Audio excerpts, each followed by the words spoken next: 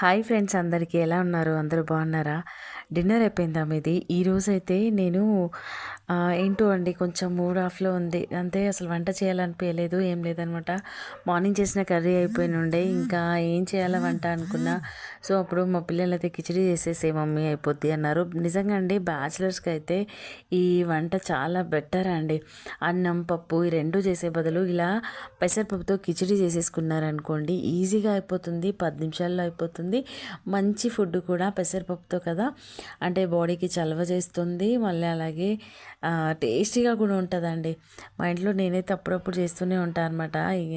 పెసరపప్పు అండ్ కూరగాయలు ఉంటే కూరగాయలు వేసుకోవచ్చు అన్ని రకాలుగా. నేను ఓన్లీ టమాటా, పచ్చిమిర్చి, ఉల్లిపాయలు ఇవి మాత్రమే వేసి చేశానండి. చాలా బాగా వచ్చింది. కొంచెం ఇందులో నెయ్యి వేసుకొని తింటే, అలాగే లాస్ట్లో కొంచెం పెరుగు వేసుకొని తింటే చాలా బాగుంటుందండి. అలాగే నీకు మార్నింగ్ నాకు పప్పు ఉండే, మినప్పప్పు, ఆ వడలేసాను టేస్టీగా.